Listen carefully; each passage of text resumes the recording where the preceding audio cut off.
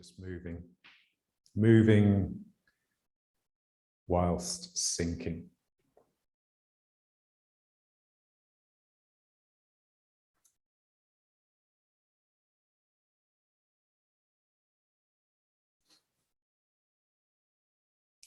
So the big problem in Tai Chi is, how do I move and retain my root? So normally we move by breaking our root. So we break our connection with the ground in order to move around. We don't realize we're doing it.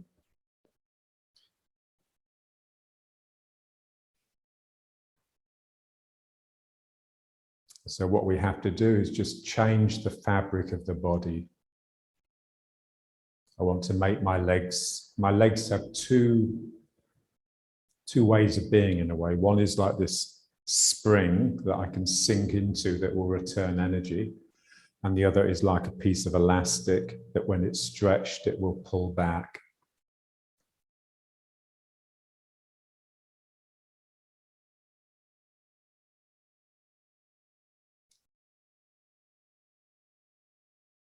So let's just concentrate on the springy part. So just sink into the leg and just feel that flow of energy coming from your root, from your connection with the ground. The more you physically sink down, the more energy will actually come up.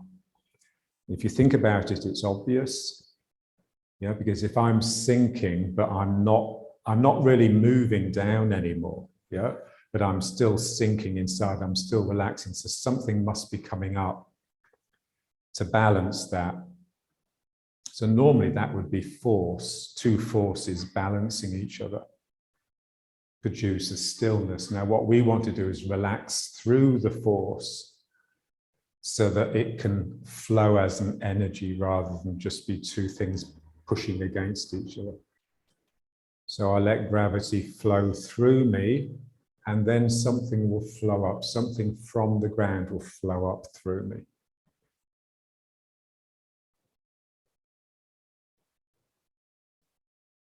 And we just want to feel those two flows side by side. It's almost like they're in different dimensions. So I can have my mind with one of them, and then I can switch my mind to the other. So when my mind is in with one of them, it's like the other one's it's in the background, yeah? So I can decide with my mind which one to foreground. I don't want to lose either of them. So as I sink into the legs, something is thrown up. And then it's just my own internal cheerfulness that allows the rising energy to affect me. So I don't cut off from it. I don't see it as this sort of scientific effect that I don't need to have any passion about. I sink down and something rises up, and then I just allow myself to flow with it.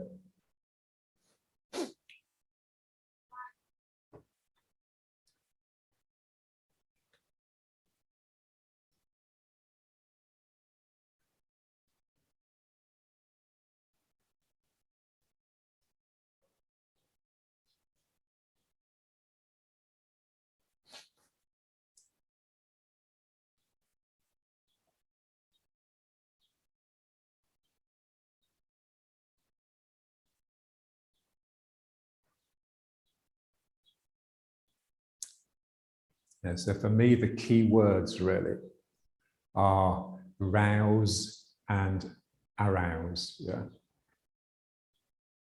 So I need aroused spirit. It's interesting because the word rouse, originally when it was first used in English, it described a hawk that was ruffling its feathers in order to get ready to take off, in order to get ready to fly. So when you're roused, you know, you've ruffled your feathers, you're ready for action. So we need to be in that state all the time. Otherwise, first of all, we won't notice the effects of energy. And secondly, we won't be capable letting them lead us.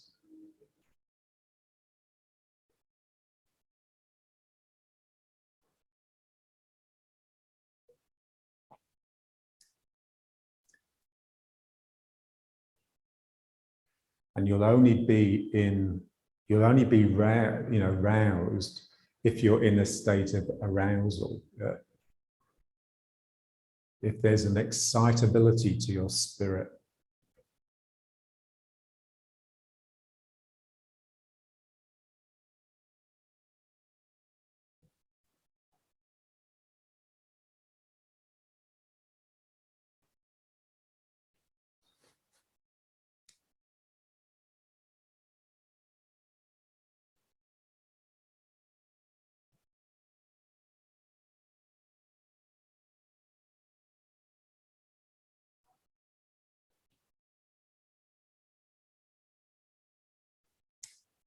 So I sink into the leg and the leg returns me, or the ground really.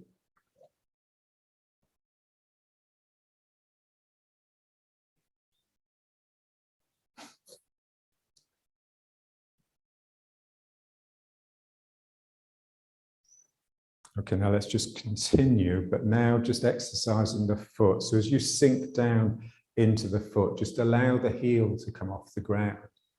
And that will just stimulate the energy to rise up. Yeah. So remember, when you're off the heel, then you're more spirited. So you rouse the spirit by coming off the heel, like a child that's on tiptoes. When you're in the heel, then you're rooted. And there's no spirit required for that. You know, so that's just your connection with the ground. It's like all your spirit is being drained away through the heel. So when you come off the heel, the spirit rises. So to come off the heel, but to stay sunk, yeah, that's the task. So I sink into the foot and the heel rises.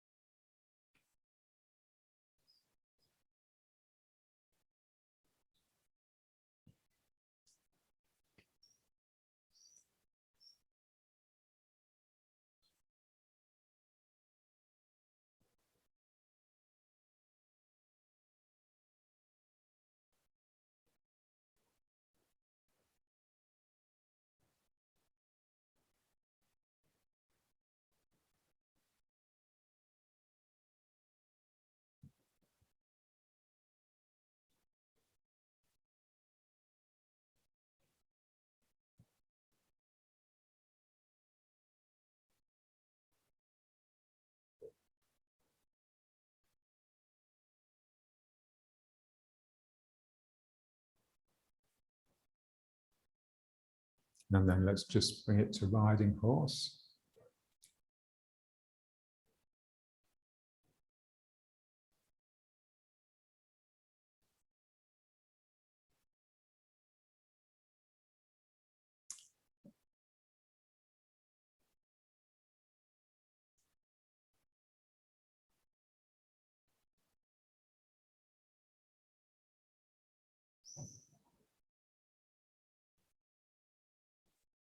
Okay, so let's just feel our two postures. So we could call them Neanderthal posture and Homo sapiens posture, or Cro-Magnon, what John used to call it. Yeah. So if you think of Neanderthal man, you know, so he had this sort of large open nose. And so the consensus is that his sense of smell was much better than ours. Yeah. So we rely on vision. Yeah, that's our main sense. Yeah, we're completely captivated and dominated by it. They had vision for relatively close. They were relatively short-sighted, and for collecting information from a distance, they would use the nose, like most animals do. And so this was their domain. Yeah? And so there was a sense that their body embraced their own space. Yeah. So the arm, so this is more like hugging a tree. So the riding horse version that is open here, the sacrum is back a little bit to make as big a hollow here as possible. And this feeling that both your legs and your arms are embracing a tree. And the more you intensify the posture, it will tend to bring you onto all fours. So if you get it really strong, then basically you have to bend down.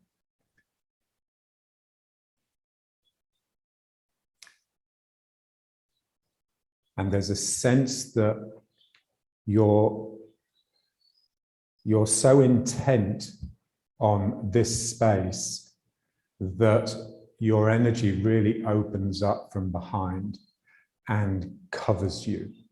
So like when you see a child and they're really concentrating on something, they could be making a model aeroplane or doing their homework or whatever.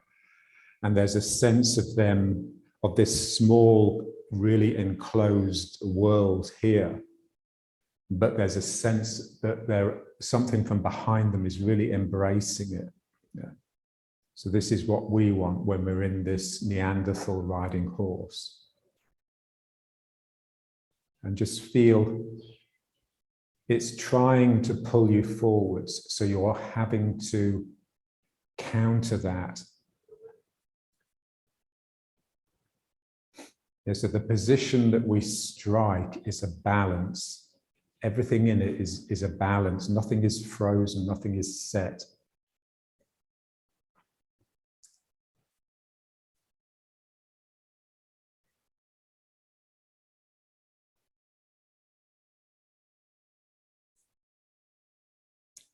And then just feel the importance of the tail. Like you've got a tail that sort of whips backwards and you can wiggle it around, yeah? You can just let it, just by tipping slightly here, you can get a lot of movement in your tail. You think with an animal, how expressive the tail is. With a dog, when the tail wags, it's happy. With a cat, when the tail wags, it means it's cross. Yeah?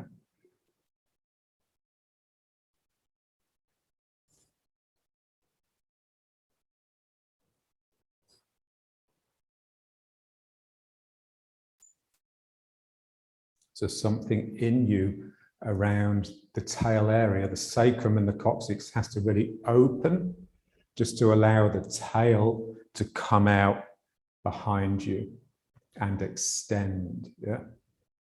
Like an antenna. It's extending and feeling the terrain, feeling the environment energetically.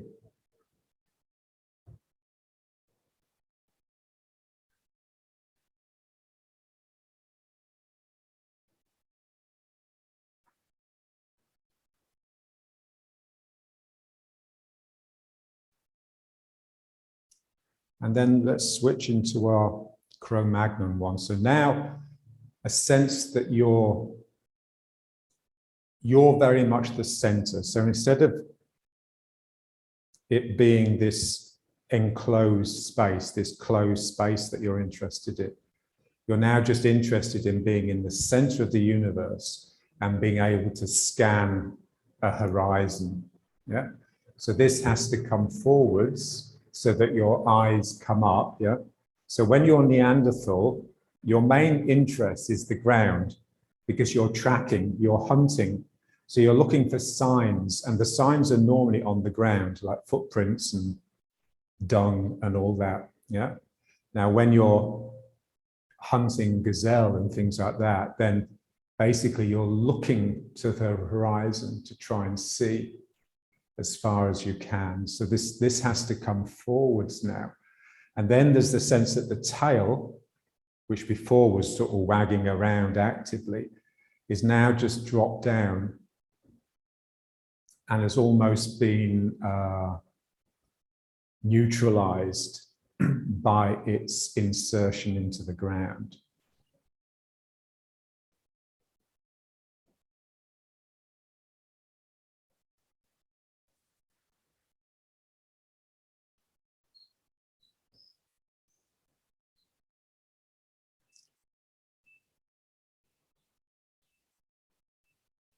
And so when you're doing Tai Chi, basically you're just playing with these two postures.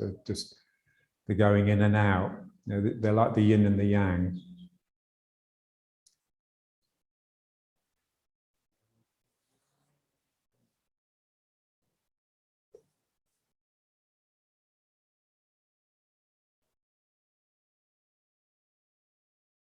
So basically, when you're yielding, you're going into Neanderthal mode. And when you're attacking, you're going into modern man mode. Yeah? So modern man is inherently aggressive. Yeah? His whole meaning is one of letting his energy out and somehow interfering with the world around him, rather than harmonizing with the world around him.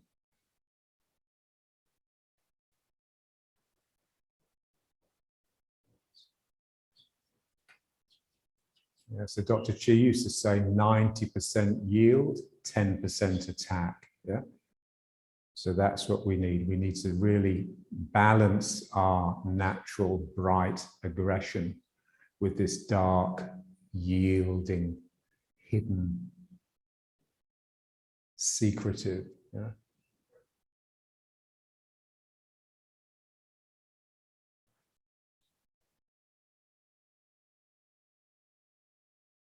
Yeah, so it's like your main, let's just try a little bit of this one. Yeah. So this is like the yielding exercise par excellence, yeah? Because as you yield here, there's a sense of coming over the thing that you're yielding to and closing it not just on the horizontal plane, but on the vertical as well.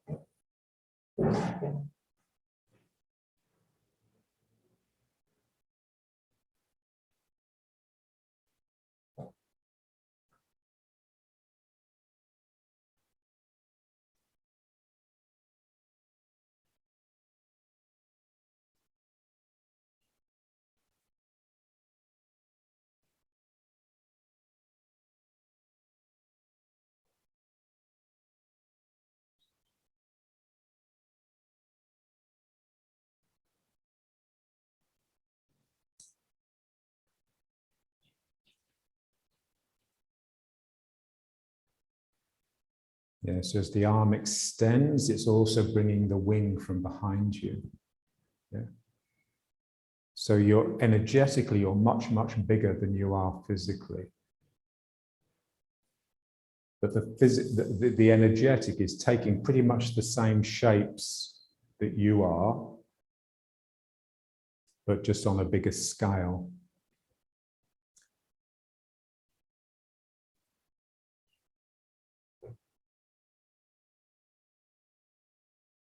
And the more you can sort of reduce the physical, then the bigger the energy will become. Yeah. So the more I can sink down, the more the energy will tower over me. And the more I can really contract my yield, the more energy will come out of my attacking side. Yeah, so it's like physically, I'm slowly reducing, and energetically, I'm slowly increasing. And that will only happen if you can allow your mind to similarly reduce.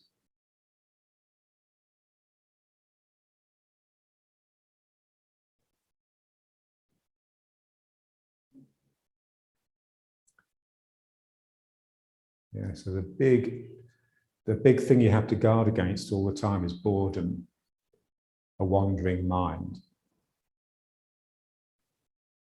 As John used to say, you only get bored if you're boring. Okay? So you only get bored if you expect more, if you're spoiled. Yeah? You expect more than you have.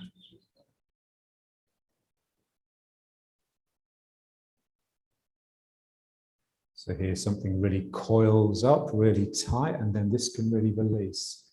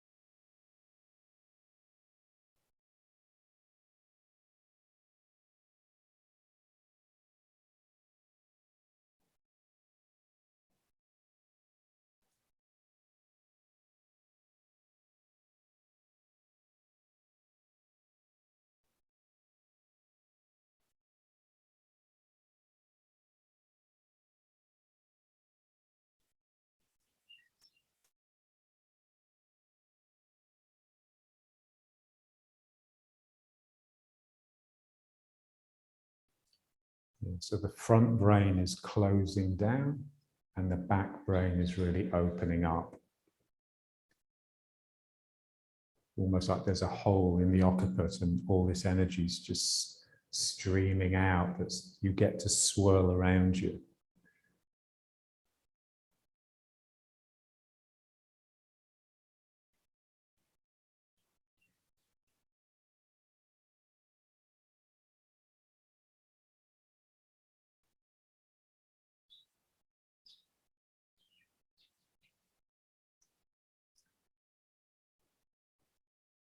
Yeah, so then the Neanderthal part of you will open up when you're relaxed, being close to the ground. Yeah, so when your legs are just strong enough to really take you down.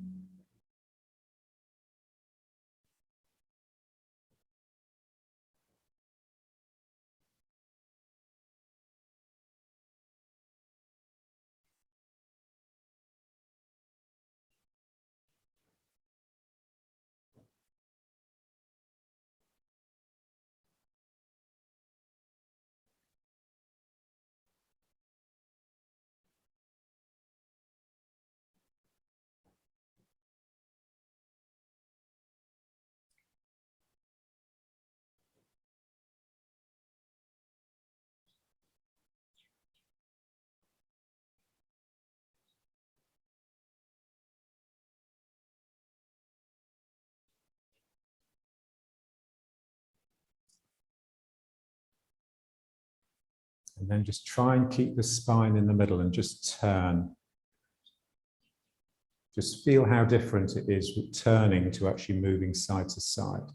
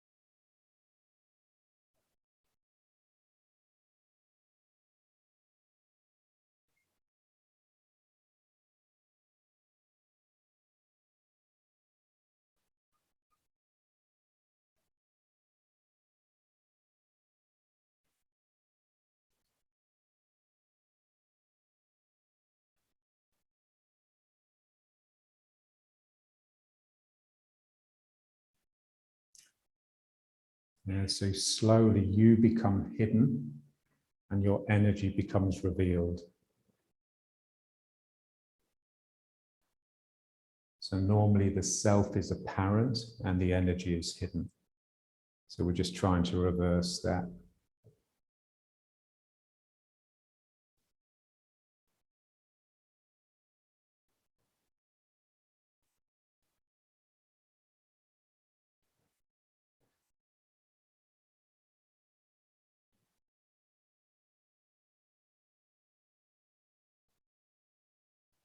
Okay, so let's just bring it back.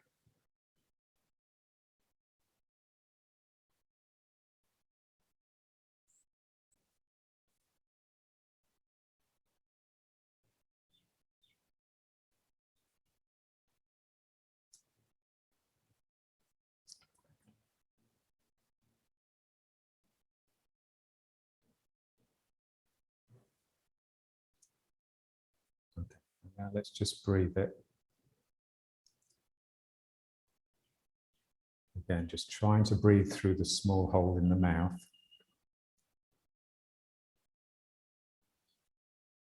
And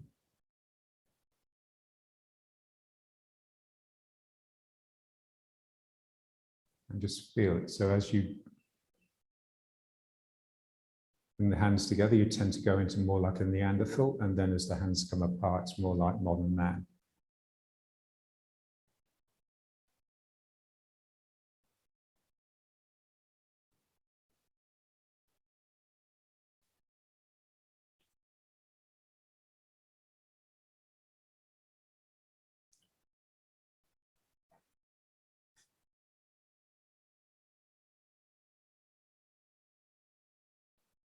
So this is becoming concealed, and then this is becoming exposed. So what we would like is that what becomes exposed is not the ego. It's not the self, but the energy.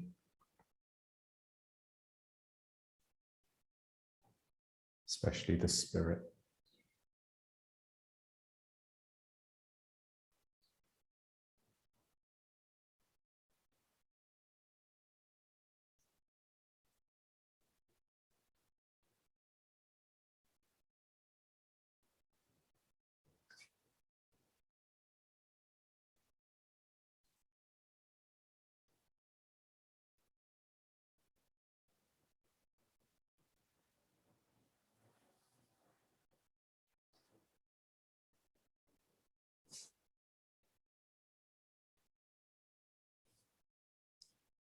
And then just breathe through the nose, but really feel the air passing through the nostrils. So when you breathe in, it's cold, cold air coming in. And when you breathe out, it's warm.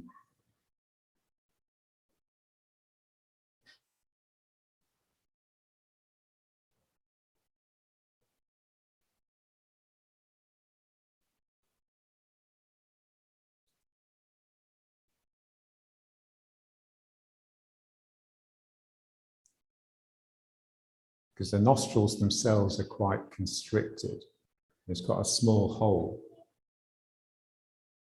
And so they can function like the small hole in the mouth. You know, it's like when you run and you need a lot of air, you breathe through the mouth because you need to get a lot of air in quick. So if you're running and you just try breathing through the nose all the time, you'll really feel it, you know, having to really suck in quickly and blow out quickly.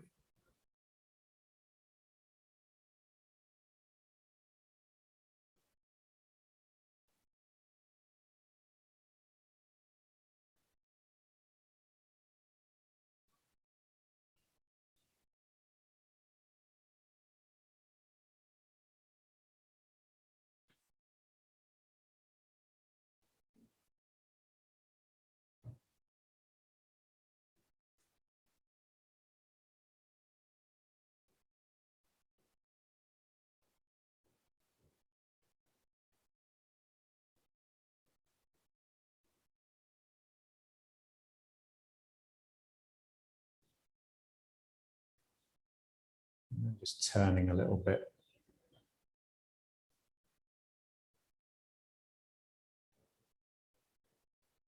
Yeah, so this is important because when we turn, we normally perceive the actual turn as being a tightening. So what we want to feel it as is a relaxation. I relax into the turn, and it allows the two hands to separate. And then I actually tense into the return to the middle. So I relax into the turn, and then I'm just naturally sprung back, but it requires my body to gather. And then here the two sides separate. And then here they come back together again.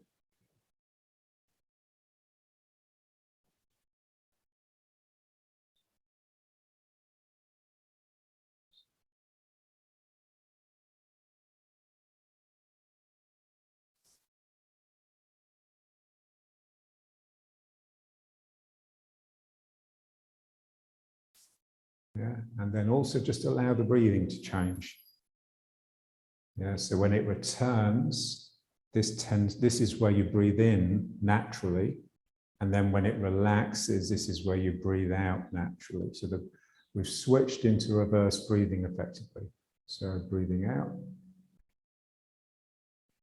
everything sinks, like everything just sinks and spreads out, and then it's all gathering back again.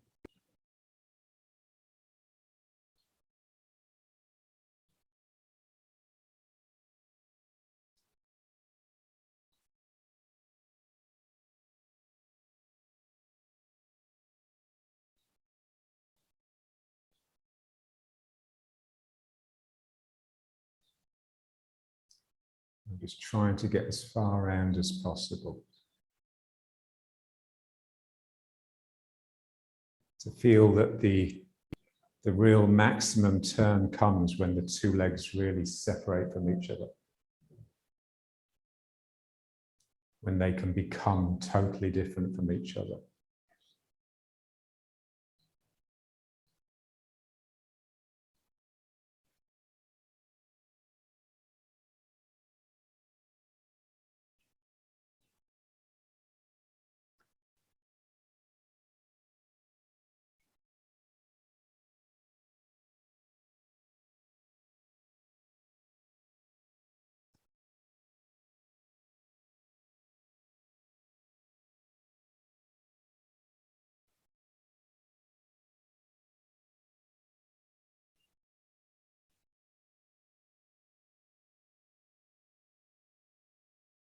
Yeah, so just feel the turn as a relaxation.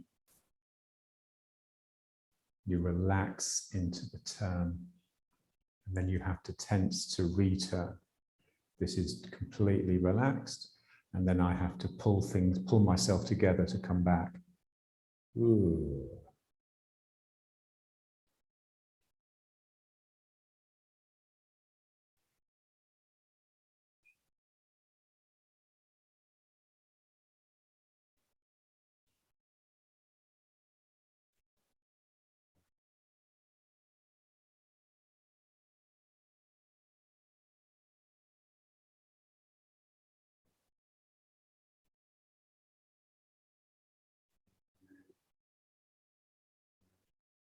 Okay, so let's just return to a version of riding horse. And just feel it. We're trying to destabilize it. This is what most people don't understand. You know, we're not trying to reach stability. We're trying to reach equilibrium. And in order to do that, we have to destabilize it. We have to separate out all the different components so that they can sort of tremble together in this really dynamic equilibrium, rather than just setting everything into a solid stillness. Yeah. So it has to be able to transmit energy. Energy has to be able to flow through it, and it will only do it if there's lots of individual parts that are just sort of connected. Yeah.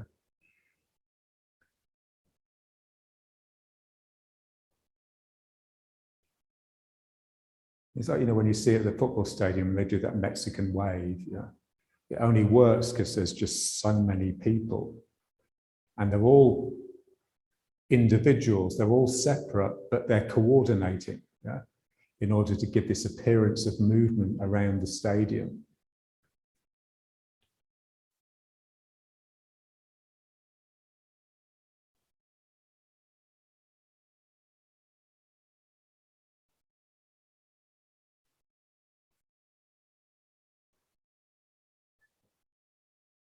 So what is it that holds you together? It's not the sense of self, it's the Dan Qian.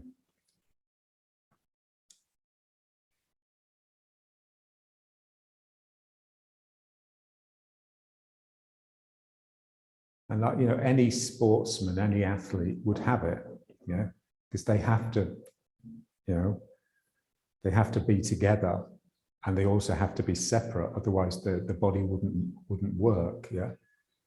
So it's nothing highfalutin, it's nothing esoteric or complicated. It's just you are drawn into the belly, into the lower belly.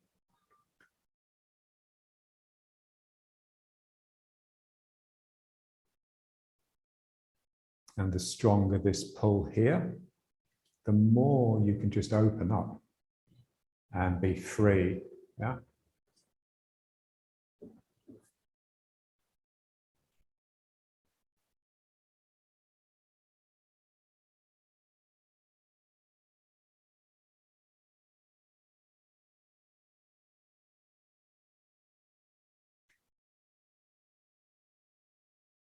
Yeah, so the main thing that one needs to appreciate in order to get to that state of being roused, being aroused, that state of arousal, is that you need this sense that you're actually two and the two are always sort of in conflict. Yeah.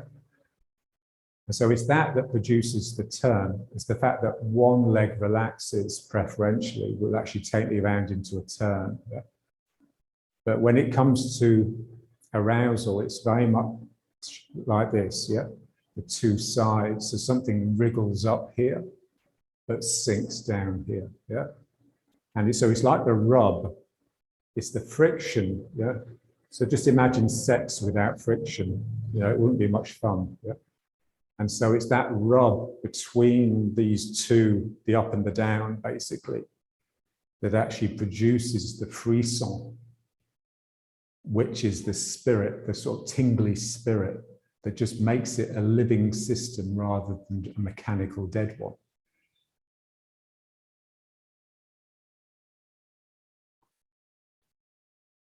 And when someone has it, one of John's favorite words was juicy. Yeah. Yeah, so when you feel someone that's aroused and you put your hand on their skin, it feels slightly damp. Yeah?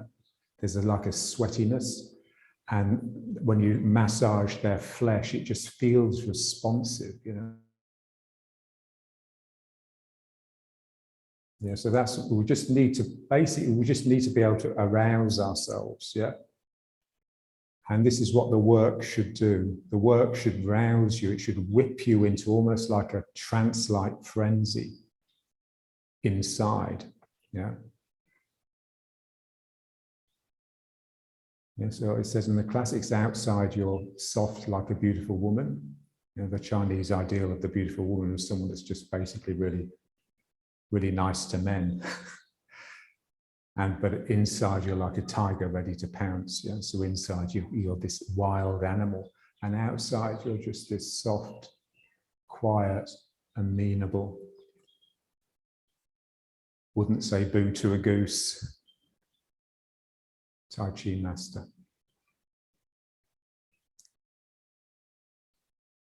Okay, and now let's just turn it. So now from our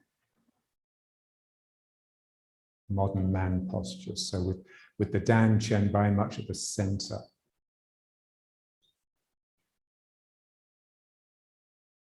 Okay. So this will, so when the Dan Chen is in the center, the thymus opens up. So this upper heart, this point just behind your sternum, which is associated with like male pride. There's a sense that something rises up into you, like a nobility.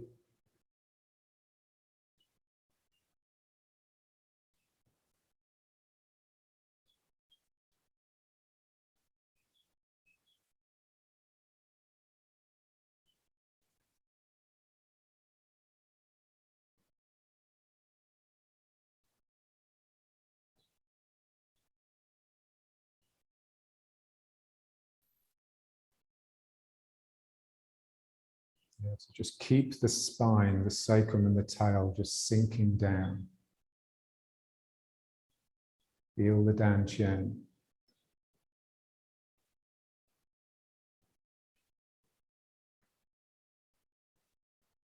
And just really turn.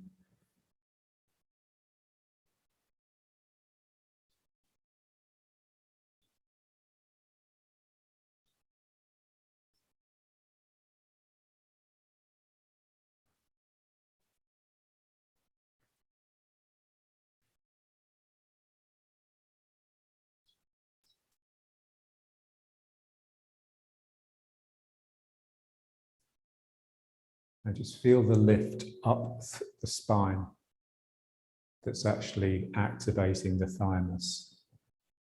It's like a refinement that lifts through your body and turns you into a nobleman, rather than the Neanderthal peasant that's groveling close to the ground. So this is the opposite of the other one.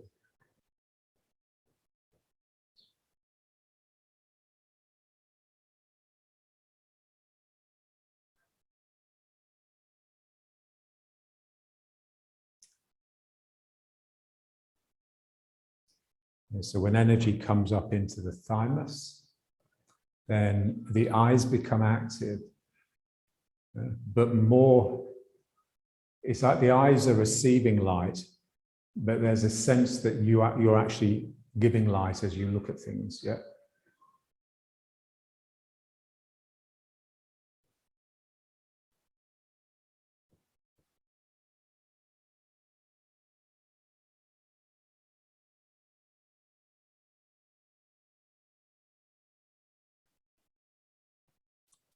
Yeah, so you're not interested in the light that is revealing things. You're interested in more like the tingly vibration, which is the life of things, not just, you know, not just animate things, not just organic things, but everything, pretty much everything that's not man-made. I mean, most man-made objects are basically pretty dead. It's only things like old tools that have been really well used, or artworks that have any of that sort of vitality.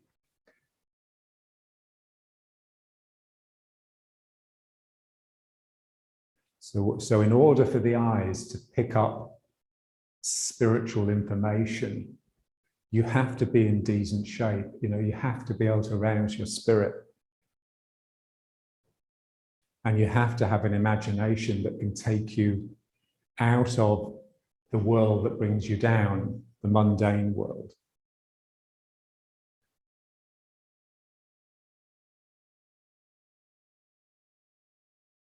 Yeah, and then there's a sense that it's not actually your eyes, these eyes here that are actually seeing things. It's like the two eyes from the back, these two feelers, these two antennae or tentacles that have come from the occiput that just touch things.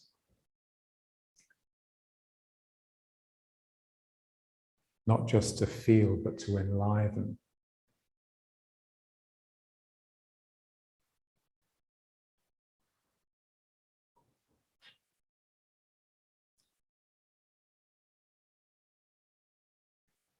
And so when you regard the world in that way, then you're giving something back.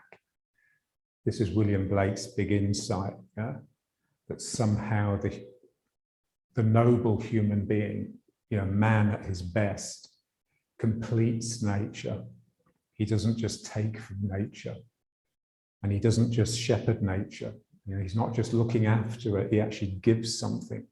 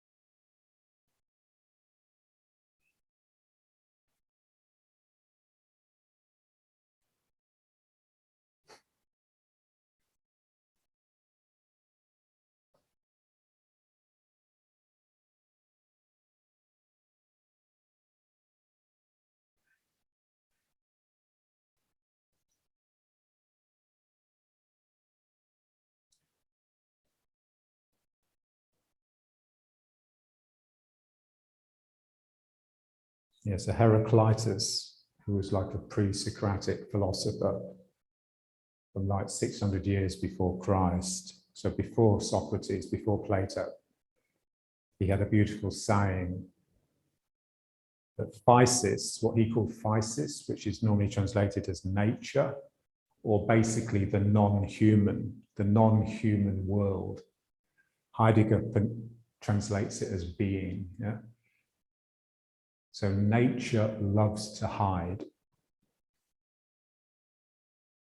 And so nature is concealed from the human. This is why, you know, when people say, oh, I'm going to go out into nature for the weekend, you know, they don't encounter nature. Their very presence means that nature is running for the hills. Yeah? And so for nature to want to reveal itself to a human being, that human being has to be of an extremely high order.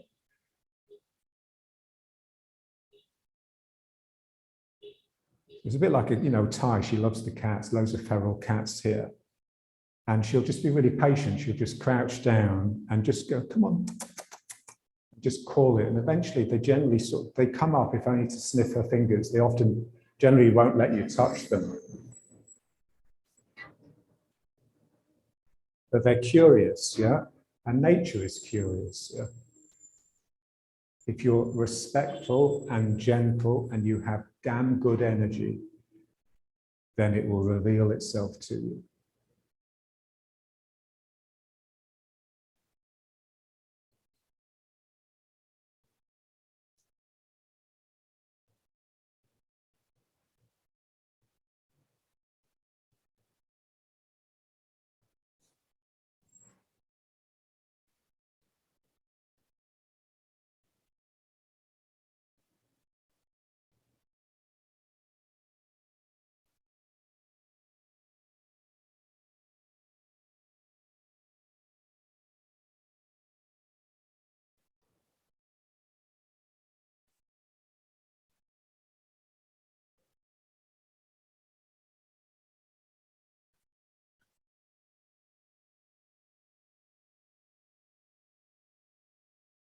So the body's relaxing, the mind is relaxing. It's almost going to like daydream mode.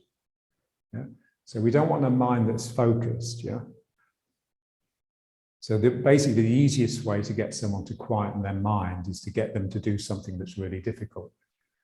And then they have to give it their full concentration. But that's not really the quiet mind that we're after. We're after a mind that's spacious, empty into spaciousness, rather than a mind that's just focused at a point. And so this is why it takes so long, because you have to develop that inner sobriety to just hold yourself together whilst you're letting go. It's like a paradox.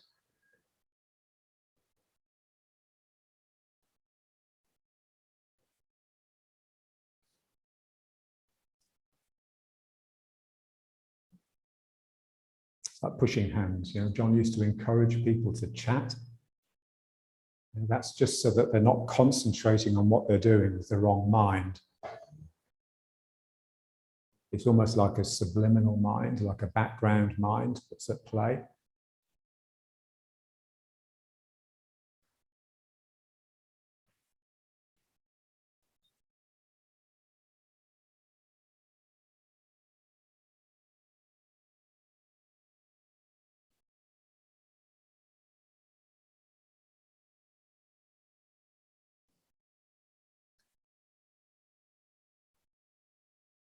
So you don't have a care in the world.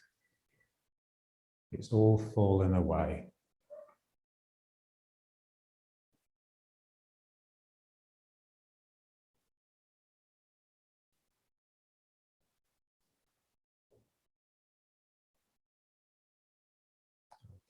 And then back. And now let's just bring it into waving hands in the clouds. And now there's this sense that when I turn to the side, it's all coming together, yeah? So this is like a higher level, if you like. You need to separate things before you can bring them together. It's a bit like an old car, you take it apart, clean all the components, and then put it back together again, and it will run smoothly.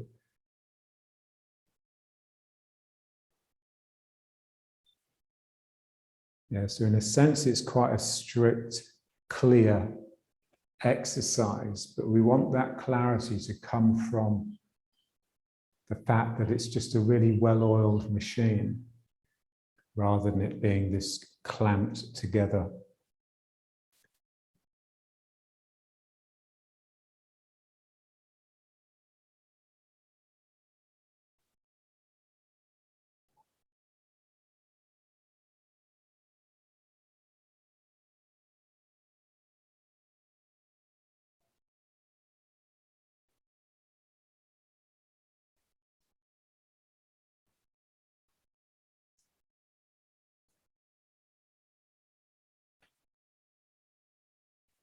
Yeah, so the body is doing the exercise, And then the mind can just dwell within that body and just feel the quality of the mind that's induced by the beauty of the exercise, this really gentle roundness.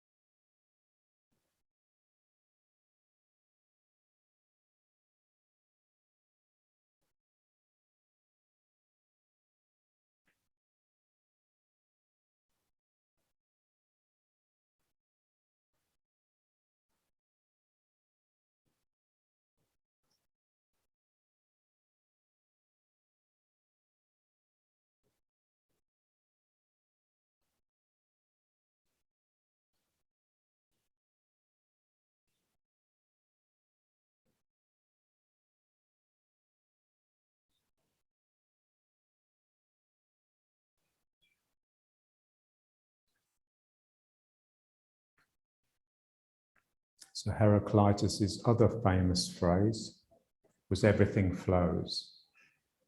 So just feeling it as a flow.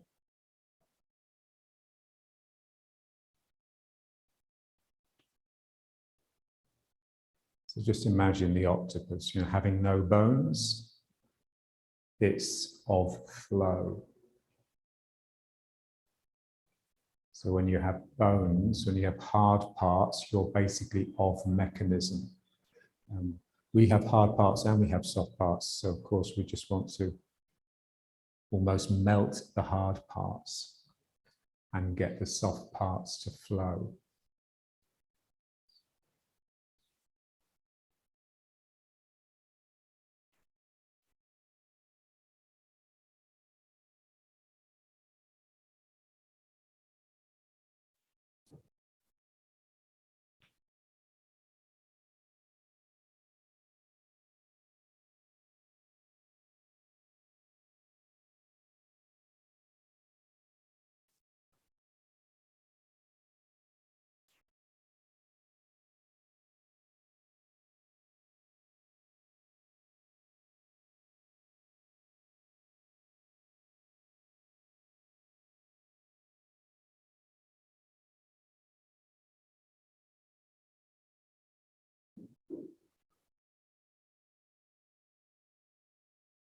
Yeah. And then just feel the two legs, especially the back one. So just feel it stretching as you turn to the side, and then that stretch just contracting to pull you back. So this is the elastic. The leg just contracts. You don't have to think in terms of pulling. You just have to relax it and it will just contract.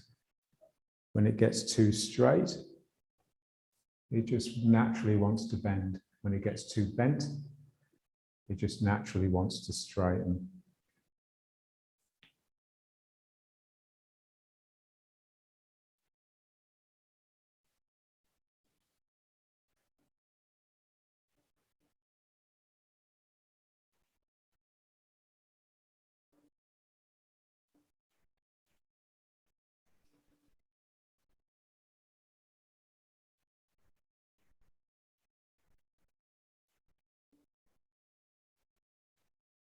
And then just put your mind in one foot. So here, so this is bending to draw me back. And then as I load it, it then has to straighten. Yeah. So just the one leg is doing all the work.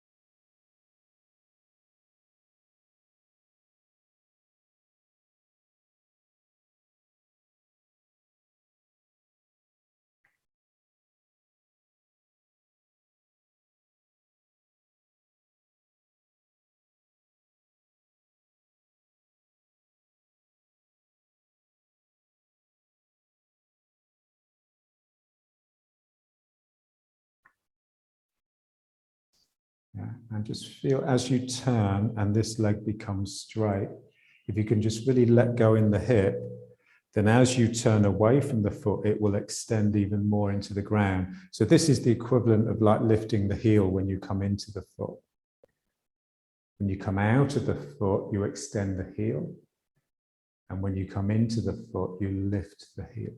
Yeah?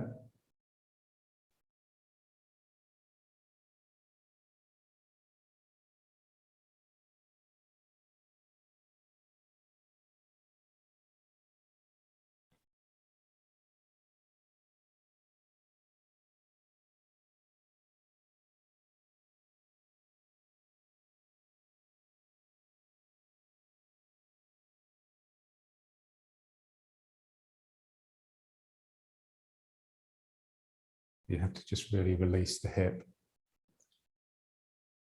Otherwise, this will just pull the heel off the ground. Ugh.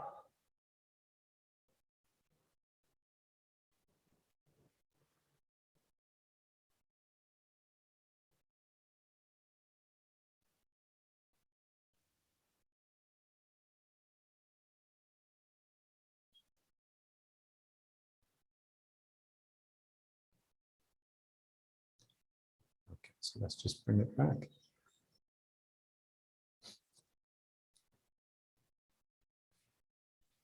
And now just getting the 2 feet working. Yeah, so this is the arousing exercise. So trying not to, I don't come out of the foot in order to lift the heel, I actually come into the foot to lift the heel. Yeah. So so it's intensifying. I'm coming into this foot and then I'm coming into this foot. Yeah. So it's arousing me, it's bringing me into a heightened awareness, which has nothing to do with the mind really, it's all to do with the spirit.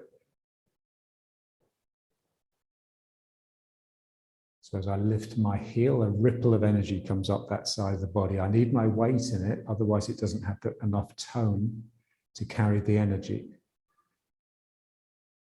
Obviously, it's not all your weight, yeah, it's just, you just need to pressure the foot. Ooh.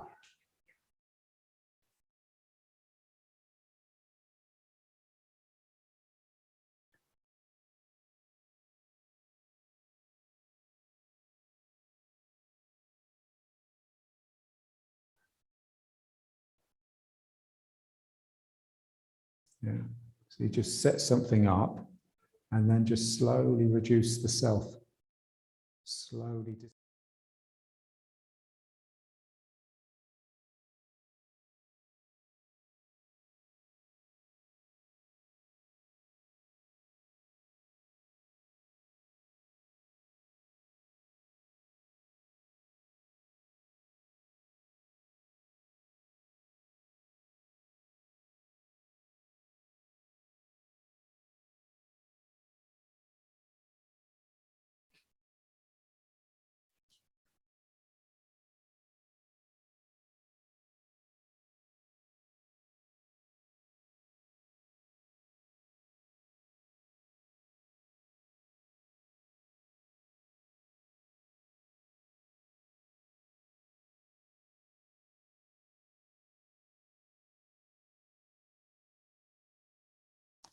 Okay, and now let's just bring it back.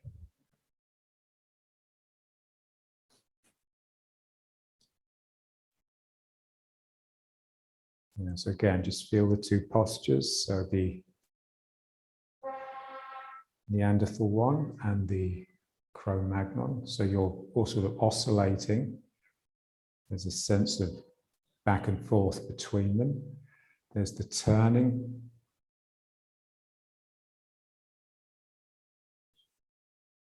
There's the weight moving from side to side, and as it's moving into a foot, you're bringing the heel off the ground. So just very active feet.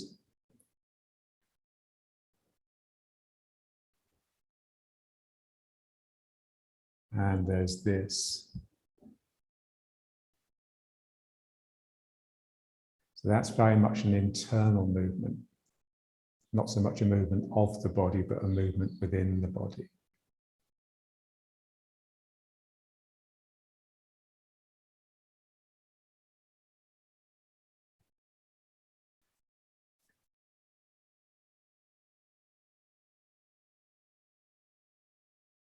So when you get that rub, the friction, then it activates the heart. The lower heart, which is eros, and the upper heart, which is thymos. So erotic love and male pride.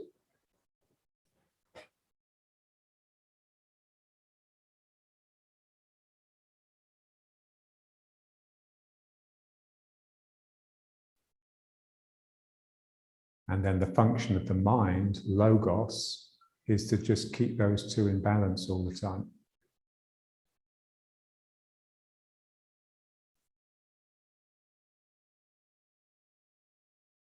Yeah, so before Freud, the main psychology was just that Platonic psychology, logos, thymos, and eros. And the function of the mind was to maintain a balance, not to think.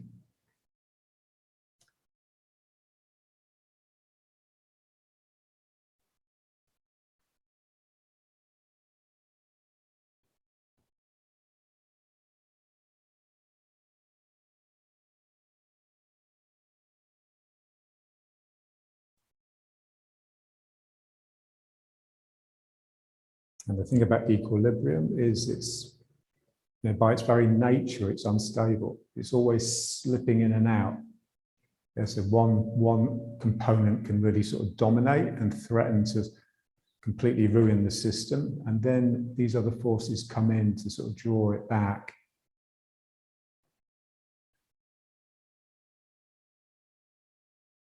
And it's the same with the work, so you find something that's interesting in your practice and you practice it and practice it. And then it just becomes a bit unbalanced. There's other things that you've forgotten about that are important as well. So there will come a point where you just can't face looking at what you've been looking at anymore. And then one of the other things will make itself apparent, and then you'll just switch your allegiance to that. So you're just moving around all the time through the principles.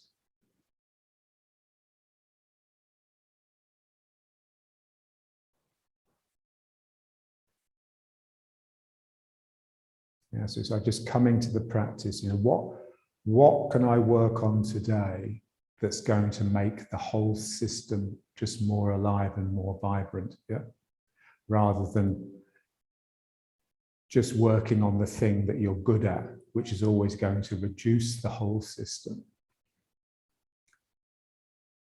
Now, this is why, the teacher is just paramount, because the teacher can see what you need to work on. You can't see it yourself.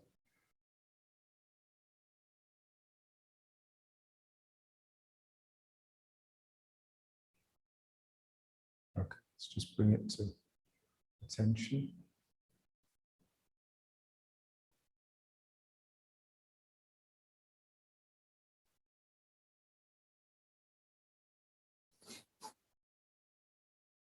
And just feel that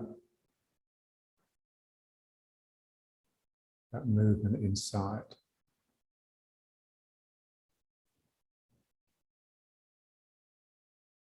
And so it's like a really tight internal figure of 8 that's actually generating the 2 figures of 8s.